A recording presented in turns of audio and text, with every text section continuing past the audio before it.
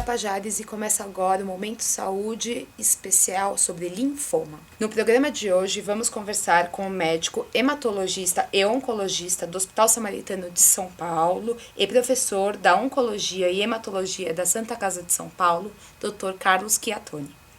Seja bem-vindo, doutor. Muito obrigada por participar. Fernanda, pelo convite. Dr. Chiattoni, o que é o linfoma? Essa é a primeira pergunta que merece um esclarecimento, porque na realidade linfoma não é uma única doença. Linfoma é um termo genérico que se aplica a mais de 50 diferentes tipos de doenças. Linfoma é um câncer das células do sistema imunológico. E essas células estão espalhadas no organismo inteiro. E isto é que diferencia um pouco os linfomas dos outros tipos de cânceres. Se você tem um câncer da mama, o câncer é na mama. Você tem na próstata, a célula está na próstata. Como as células do sistema imunológico estão espalhadas no organismo, o câncer, o linfoma no caso, pode começar em qualquer local do organismo, particularmente nos linfonodos. Portanto, esta é a manifestação mais habitual. O paciente se queixa de um aumento de um gânglio, de uma íngua, como é chamada popularmente, né, de um nódulo, particularmente na região lateral do pescoço, nas axilas ou na região inguinal. A gente tem que levar em conta, Fernanda, que não é a maioria das vezes que você tem um aumento de um linfonodo, de um gânglio, que você tem um linfoma. As causas mais frequentes são as causas infecciosas. Então, o que diferencia?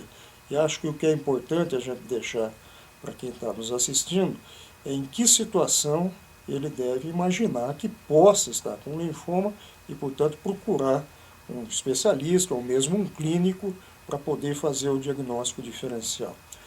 O gânglio, a íngua, no processo infeccioso, via de regra, ela é dolorosa. Portanto, este é um ponto muito importante. A pessoa deve se preocupar quando ele começa a ter um aumento de um desses nódulos, como eu disse, particularmente na região lateral do pescoço, na axila ou na virilha, e esse aumento é progressivo e indolor. E a consistência deste linfonodo, no caso do linfoma, ela é uma consistência que a gente chama de fibroelástica. Ela parece a consistência de uma borracha. Portanto, a pessoa que tem, durante uma semana, 2 semanas, um crescimento progressivo de um nódulo numa dessas regiões, sem outra evidência, particularmente de uma doença infecciosa, deve suspeitar que possa ter um linfoma e, nesse caso, deve procurar um clínico ou mesmo um especialista. Só para eu completar essa pergunta sua, Fernanda, além do aumento desses nódulos, num número que é mais ou menos em torno de 30%, os pacientes podem apresentar alguns sintomas gerais, como febre, como suor noturno, como perda de peso ou como coceira. Você veja que o diagnóstico não é um diagnóstico fácil, porque ele implica num diagnóstico diferencial com outras doenças muito grandes. Febre, particularmente, quer dizer, a maioria das vezes é decorrente de um processo infeccioso. Não é? O suor noturno é muito importante que a gente saliente, particularmente para nós que vivemos num país tropical. Quantos de nós acordamos de manhã com muita frequência, com o pescoço molhado, não é? Nós estamos nos referindo a um suor muito profuso. É um suor que molha o pijama, molha a camiseta. Às vezes a pessoa tem que acordar de noite para trocar de roupa, às vezes molha a cama. Tá? E a perda de peso, que é uma perda nos últimos 6 meses expressiva, em torno de 10% do peso. Outro dado importante, a coceira. Tá? Quer dizer, quanta gente tem uma alergia e tem coceira. Não é isto, não é? Isso é importante para a gente não causar pânico também. Mas é aquela coceira que o indivíduo não tinha história de alergia, não tem história familiar de alergia, e de repente começa a ter um prurido, uma coceira, vai num clínico, vai num dermatologista, num imunologista, e não consegue equacionar aquela coceira. Portanto, esse tipo de coceira mais complexa, que não tem uma causa aparente que não consegue ser solucionada com antialérgicos habituais, ela deve fazer pensar num processo de linfoma. Quais são as causas do linfoma? Olha, Fernanda, esse é um tipo de câncer que a gente, na expressiva maioria das vezes, não conhece a causa. Mas tem um dado que é extremamente relevante. E isto é um dos motivos que dá importância aos linfomas. O linfoma hoje corresponde a mais ou menos quinta, sexta causa de câncer mais frequente. Ele perde para esses mais comuns que você ouve falar na mídia com muita frequência. O de próstata para mulher, o de pele, como você disse, sempre é o carro-chefe, não é? Mas de próstata na mulher, no homem de mama na mulher, do tubo digestivo, do pulmão, que é muito frequente, particularmente para quem fuma, não é? 90% dos cânceres de pulmão, 90% dos cânceres de pulmão são causados pelo cigarro, não é? E lembrar, só aproveitando aqui essa mensagem, quer dizer, o cigarro não ocasiona só câncer, não ocasiona só câncer do pulmão, ele ocasiona um número enorme de cânceres em outras regiões, até na bexiga, por exemplo, além de doenças coronarianas, do sistema nervoso, doenças pulmonares, né? Mas enquanto que a gente conhece causas para outros linfomas, as causas para outros tumores, as causas do linfoma não são bem conhecidas. E o que eu estava dizendo anteriormente é que o linfoma é o câncer que mais aumentou de frequência nos últimos 20, 25 anos. Ele dobrou de incidência, é uma coisa inédita isso. Ele passou mais ou menos 2 décadas aumentando a sua incidência 3 a 4% ao ano. Isso é inédito, não é? Parece que nos últimos anos, esses dados sempre são retardados, esses dados epidemiológicos, mas parece que nos últimos anos houve uma certa estabilização. Mas ele dobrou de incidência. Por que isso ocorreu, a gente não sabe. A gente sabe algumas hipóteses, a gente tem algumas explicações. Mas se a gente somar todas essas pequenas explicações, elas não dão conta de explicar esse grande aumento. Quais seriam essas explicações? Nós não conversamos antes disso, quando a gente discutiu e abordamos as manifestações clínicas. Mas o linfoma, eu costumo dizer que é uma doença democrática, porque ele atinge tanto homens quanto mulheres, um pouco mais frequente, na maioria das vezes em homens, mas atinge também mulheres, e todas as faixas etárias, desde recém-nascidos até idosos com muita idade, mas particularmente indivíduos idosos, acima de 60 anos. Então, este seguramente é um dos motivos decorrente que explica o aumento dos linfomas, porque a população mundial, como você sabe, evidentemente tem aumentado a média de idade. Então, aumenta o substrato de quem pode ter linfoma, né? Mas isso não explica tudo. Um outro fator que explica também uma pequena parcela desse aumento é que o linfoma incide em pessoas sem alteração da imunidade, mas as pessoas que têm alteração da imunidade têm uma certa tendência de ter linfoma.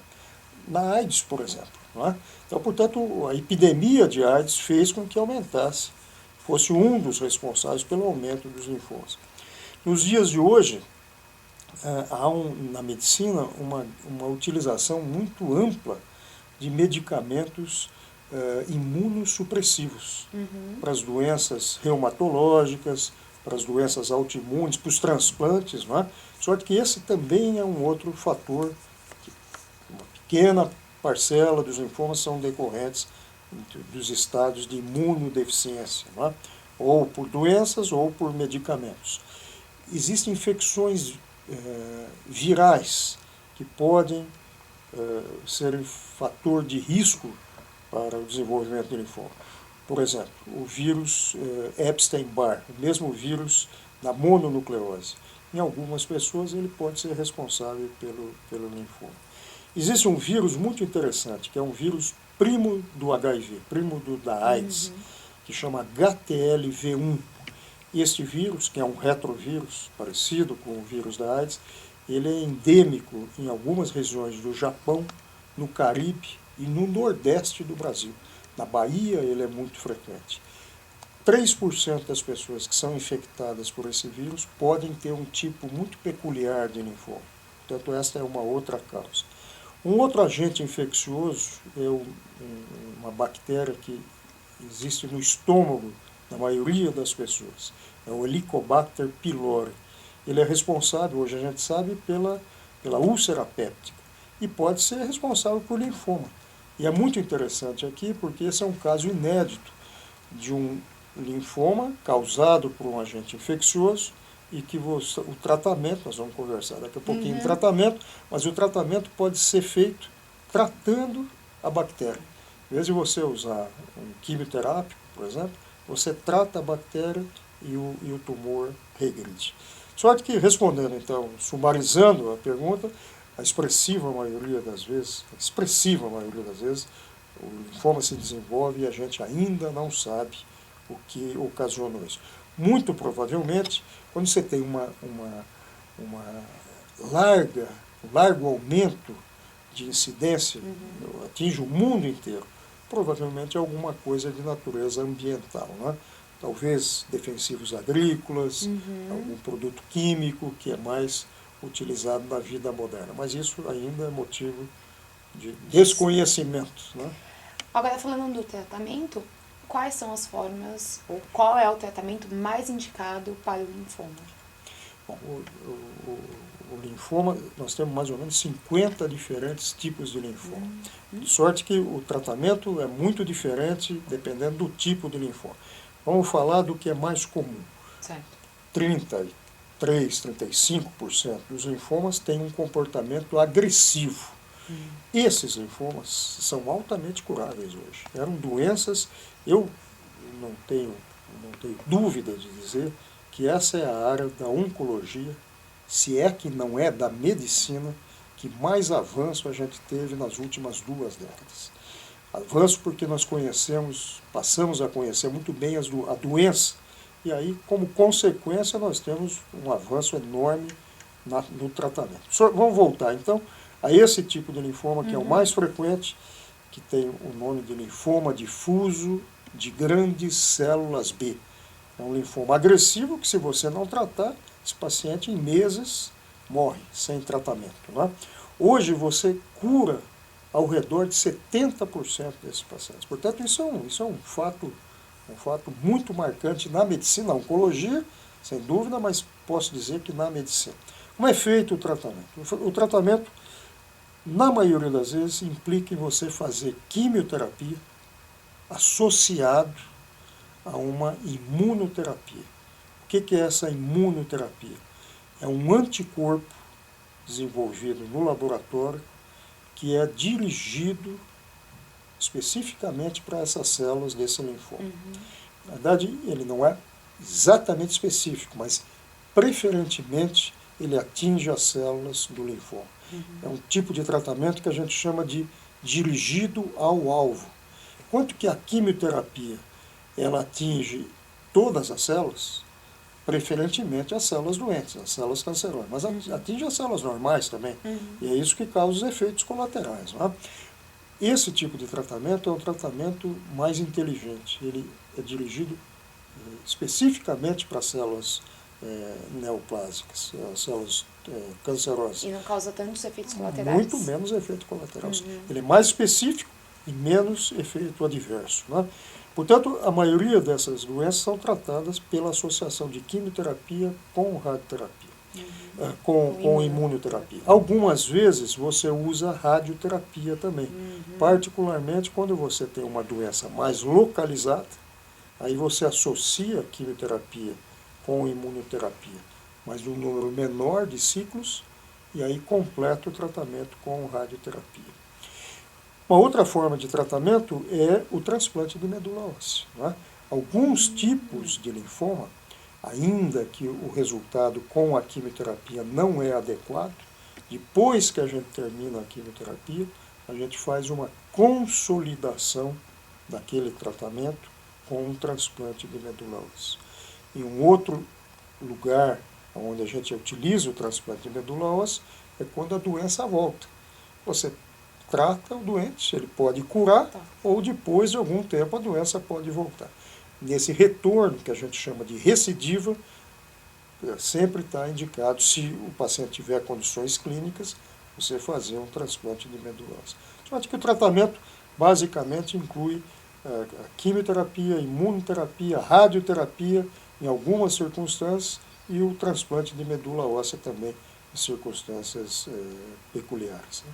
Doutor, para finalizar a nossa entrevista, eu acho que a única coisa que ficou faltando mesmo é a pergunta que muitas vezes as pessoas podem ter, tem como prevenir? Não tem. Quer dizer, diferente de um câncer de pulmão, como eu disse há pouco a você, quer dizer, se a pessoa não fuma, dificilmente vai ter um câncer de pulmão. Não é isenta, mas dificilmente vai ter. Mas o linfoma, como a gente não sabe a causa, não tem uma prevenção a exemplo de outros tumores. Você deve, evidentemente, como em qualquer tipo de câncer, procurar fazer o diagnóstico mais precoce possível. Isso vale para todo o câncer. Quer dizer, quanto mais precoce, maior a chance de cura. Portanto, voltamos àquele começo da nossa conversa. Você está atento a esses sintomas que a gente disse, dos nódulos. Se não tem uma outra causa específica, procurar em 1 a 2 semanas um médico para que ele possa fazer o diagnóstico diferencial. Nunca deixar para depois, né? Nunca deixar para Sempre depois. procurar. Sempre procurar, porque em qualquer câncer, volto a dizer, o segredo é fazer o diagnóstico o mais precoce possível. Obrigada, viu, doutor? Eu que agradeço, Fernanda. Muito obrigada por ter participado.